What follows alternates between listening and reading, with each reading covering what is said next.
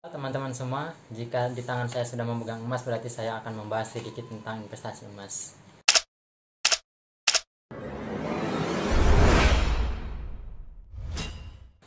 Nah, beberapa minggu yang lalu ada teman saya meminta untuk menjelaskan kenapa sih harga emas itu kadang naik, kadang turun. Mungkin dia melihat daily chart atau harga harian emas tersebut kadang naik 2.000, kadang turun 4.000, naik lagi 10.000, turun lagi 5.000. Kok bisa gitu? Sebenarnya itu teori dasar ekonomi, di mana ada penawaran, di situ ada permintaan. Ketika harga emas naik, itu berarti permintaan emas itu lebih banyak daripada penawaran. Artinya begini, yang beli itu lebih banyak daripada yang jual. Kalau misalkan emas itu turun, berarti yang jual itu lebih banyak daripada yang beli.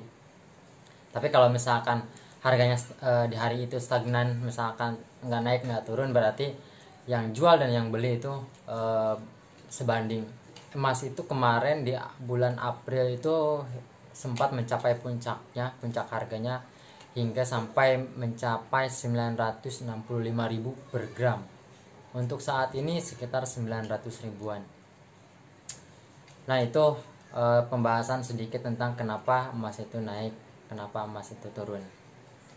Nah, jadi sebenarnya ada yang bilang beli emas mah kapan aja, ntar juga naik.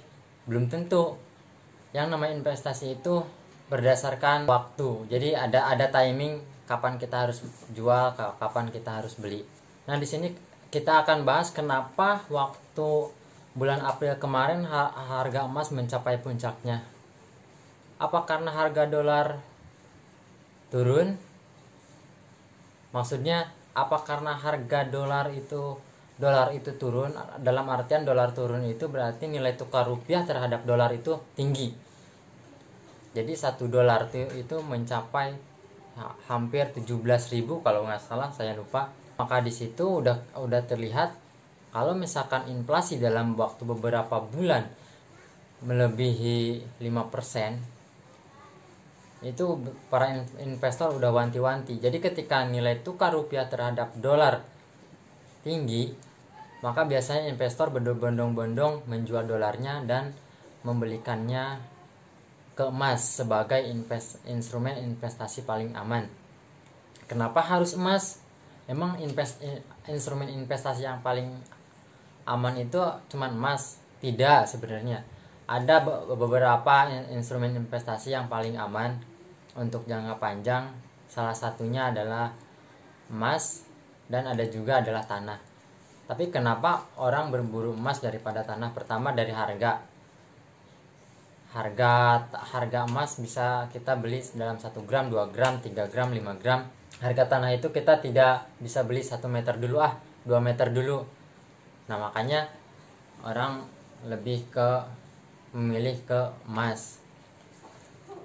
Dan yang kedua, kenapa lebih memilih emas itu karena karena faktor likuiditas. Jadi artinya faktor likuiditas itu, jadi kalau misalkan kita butuh uang dalam bentuk cash, kita tinggal jual emasnya dan bisa dijual di toko, di Pegadaian, di butik emas, di butik Antam, dan di outlet-outlet yang memang menerima jual beli emas. Tapi kalau misalkan kita belikan instrumen investasinya ke tanah, itu likuiditasnya rendah, meskipun ya bisa suatu waktu bisa laku, cuman kita nggak bisa butuh hari ini jual hari ini. Intinya sih arti likuiditas itu seperti itu.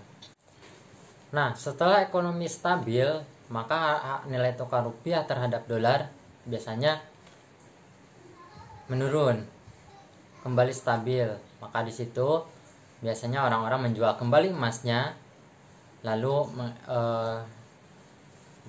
mereka mengembalikan uangnya ada yang ke dolar, dan ke instrumen investasi lainnya, seperti ada yang ke reksadana, ada yang ke saham, ada yang ke deposit dan lain sebagainya.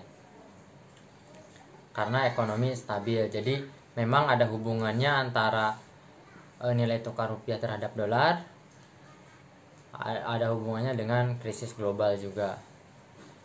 Nah, maka di situ kita harus lebih cermat kapan kita harus beli, kapan kita harus jual.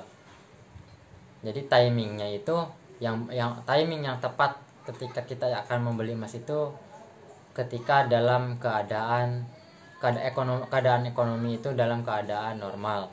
Kalau dalam keadaan krisis itu sebenarnya bukan saatnya untuk membeli, tapi malah sebenarnya saatnya untuk menjual. Seperti itu.